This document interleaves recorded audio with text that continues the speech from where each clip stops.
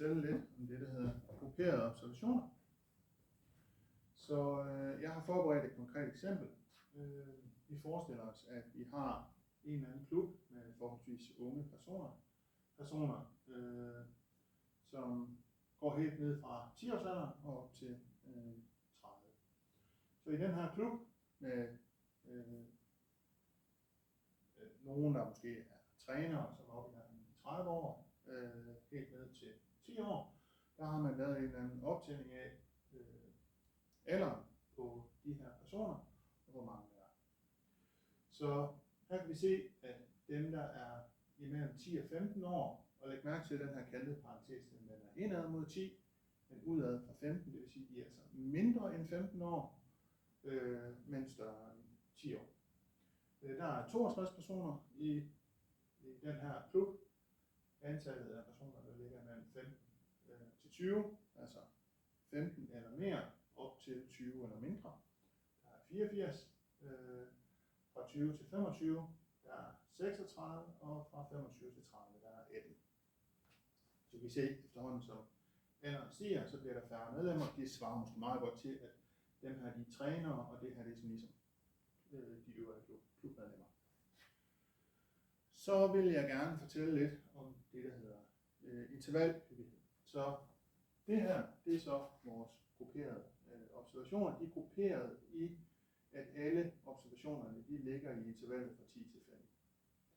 Og det tal, som står her, n-tallet her, det er jo så hyppigheden. Så intervalhyppigheden svarende til fra 10 til 15, den er altså 62. Så tilsvarende intervalhyppigheden fra 20 til 25, den er altså 36. Så de tal, der står her, det er altså slet ret bare intervalhyppigheden. Så vil jeg gerne fortælle om det, der hedder intervalfrekvenser. Og for at kunne finde frekvensen for de enkelte intervaller, så skal vi vide, hvor stort er det samlede antal observationer, som vi har. Det finder vi simpelthen ud af ved at lægge alle intervalhyppighederne sammen. Så 2 plus 4 giver 6, plus 6 giver 12, plus 8 det giver 20, 2 i den anden, 2, 6 giver 8, 16, 19. Så der er præcis 200 medlemmer i den her klub. Det er ikke noget tilfælde, det er et tal, jeg har valgt, fordi så er tingene nemme at regne. Så vi har alt i alt 200 observationer, og vi skal så finde frekvensen. Og frekvensen finder vi simpelthen ved at sige hyppigheden divideret med det totale antal observationer eller observationssættets størrelse. Så frekvensen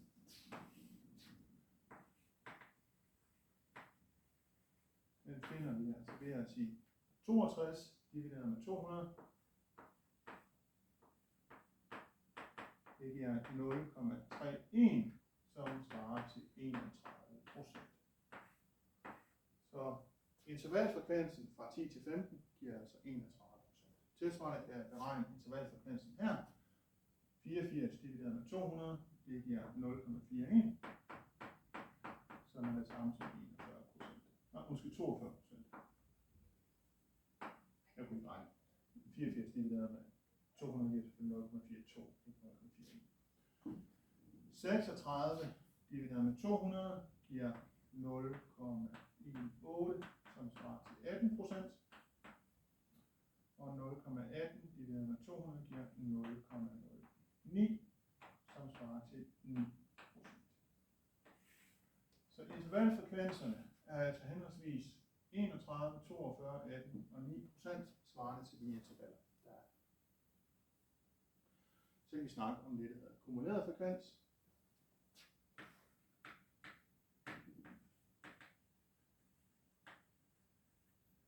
Kumulerede frekvenser, dem finder man ved at tage det interval, der er, altså har den mindste startværdi. Det er altså intervallet fra 10 til 15. Og den kumulerede frekvens svarer til det første interval, det er bare det tal, som svarer til selve frekvensen. Så den kumulerede frekvens for den her, den er altså bare 31%.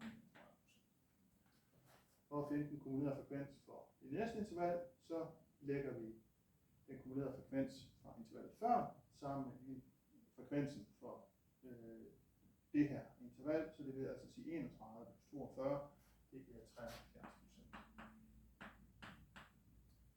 gør det samme her. Kumuleret frekvens her, så siger vi den her plus den her.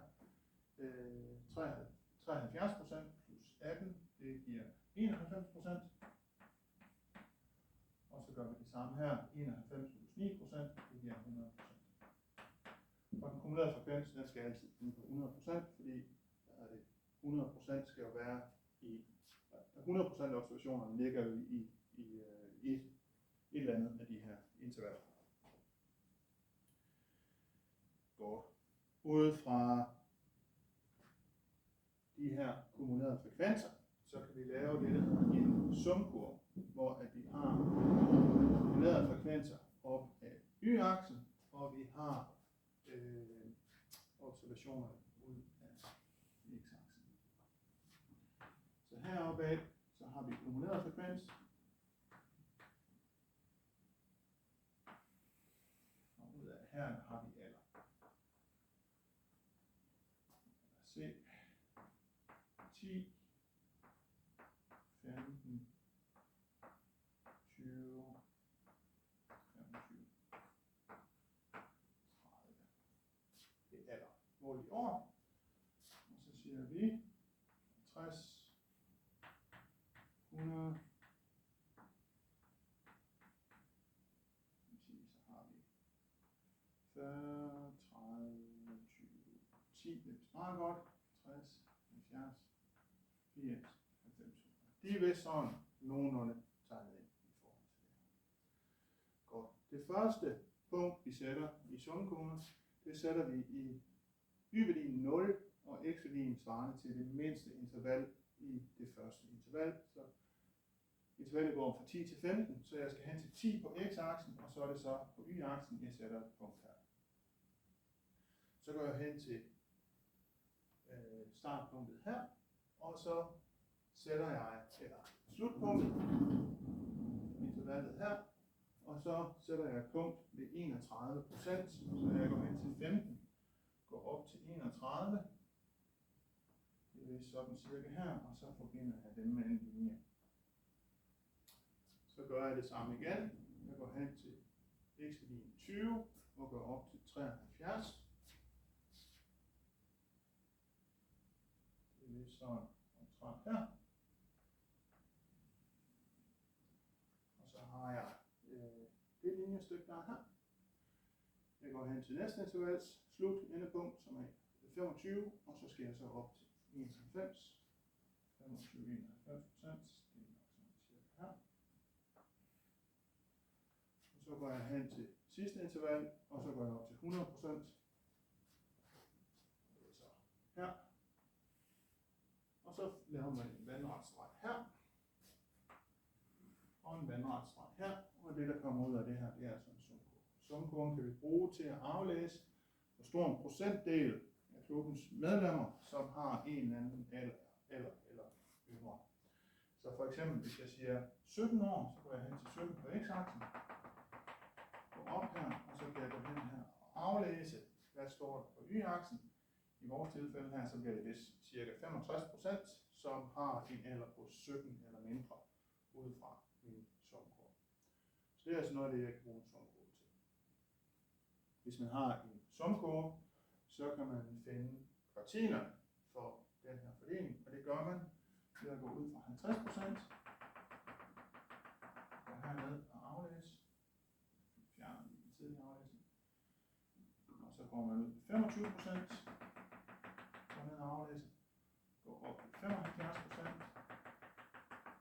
og går ned og aflæse.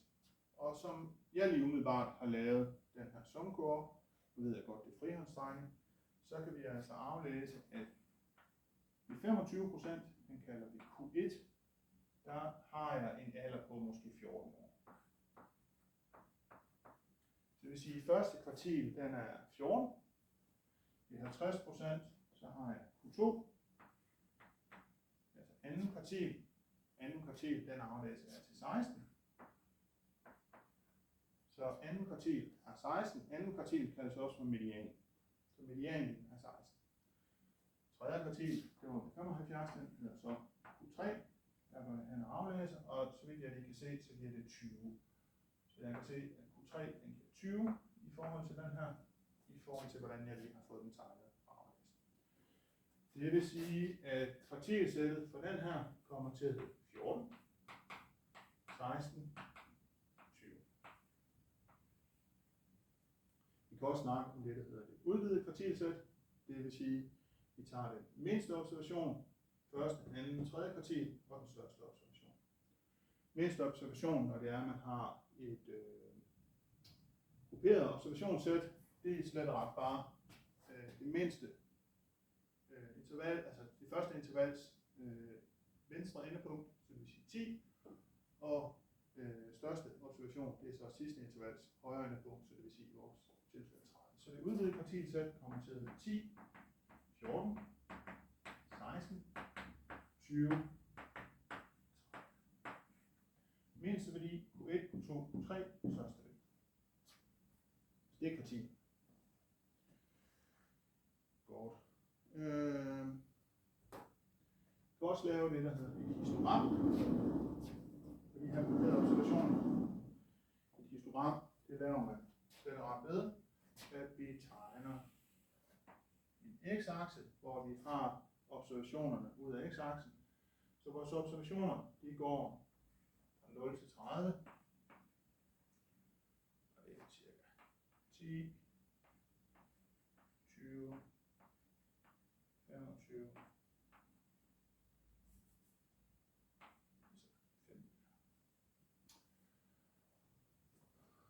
og så i histogrammet, så tegner vi så frekvenserne. Frekvenserne skal tegnes som sådan nogle kasser, hvor arealet af kasserne skal svare til selve frekvensen.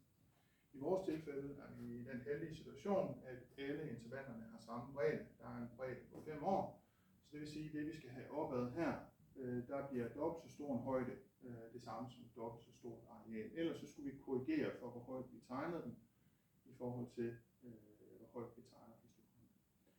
Så vi skal altså have en højde, som svarer til 31%, 42%, 18% og 9%. Så mellem 10 og 15, hvis vi siger, at det her areal, det svarer til 10%, så skal vi have et areal, som er 3,1 gange større end det her. Prøv at se, at nogenlunde kan finde ud af at tegne det. Må ikke det er cirka sådan her. Så skal vi have et areal imellem 10 og 20, 15 og 20, som hedder 73%. Den skal altså være 7,3 gange større end den der, eller lidt mere end dobbelt så stor som den her. Det er vist cirka sådan her. Undskyld, det er ikke 73%, det er 42%.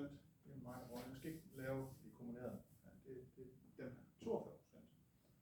Så den skal være 4 gange så stor som den der. Det må ikke, det er sådan cirka her til. Så. Så skal vi have en på 18%. Det vil sige, at den skal være lidt under dobbelt så stor som den her. Det må ikke, det er cirka sådan her. Og så skal vi have en på 9%. Det vil sige lidt mindre end den her. Det er nok cirka sådan. Så arealerne af dem her, de repræsenterer de frekvenser, der er. Og det kaldes så et histogram, så der kan man altså se frekvenserne opad. Godt. Hvis jeg nu gerne vil finde middelværdi for det her datasæt, hvordan gør man så? Svaret er, at vi laver et regnestykke, hvor vi så at sige finder gennemsnittet for observationerne i hver enkelt interval. Og det første interval, jamen den mindste observation den er 10, og den største observation er 15. Så vi regner med, at den gennemsnitlige observation i det her interval er 12,5. Så vi kommer altså til at sige 12,5 gange med frekvensen for vores observation, som er 31%. Laver vi lige om til decimaltal, så det giver 0,31. Plus, så gør vi det samme for næste interval, 15 og 20, gennemsnittet af dem, det er 17,5 gange med frekvensen, som er 42%, så 17,5 gange 0,42, fordi vi laver det her om til decimaltal. Fra 20 til 25, gennemsnittet af det, det bliver 22,5. Ganger vi med frekvensen for den her, som er 18%, eller 0,98. 25 til 30. Gennemsnittet af det giver 27,5 gange med 0,09, fordi 9% er om til decimaltal giver 0,09. Og det her regnestykke, det taster man så ind på sin lommeregner. 12,5 gange 0,31 plus 17,5 gange 0,2 plus 22,5 gange 0,8 plus 27,5 gange 0,09. Og det får jeg under forudsætning af, at jeg kan taste forkert til 17,75.